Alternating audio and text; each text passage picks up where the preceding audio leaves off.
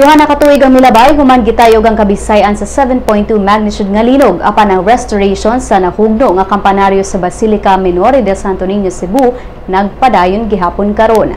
Tungod niini ang rector sa Basilica nga si Father Jonas Mijares mihangyo ngadto sa National Historical Commission of the Philippines pinaagi sa contractor nga humanon ang pag-ayo sa kampanaryo sa dili pa moabot ang kapistahan ni Senyor Santo Niño.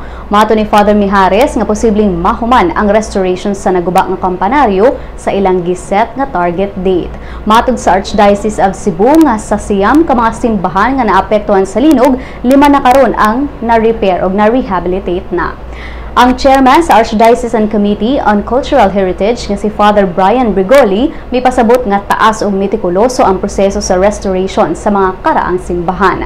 Ang mga simbahan nga nahumana ang restoration karon tuiga mao ang St. Catherine of Alexandria Parish sa Dakbayan sa Carcar, San Guillermo de Aquitania Parish sa Dalaguete, Nuestra Señora del Pilar Parish sa Sibunga, Nuestra Señora del Patrocinio de Maria Parish sa Bolhoon ug ang Cebu Metropolitan Cathedral.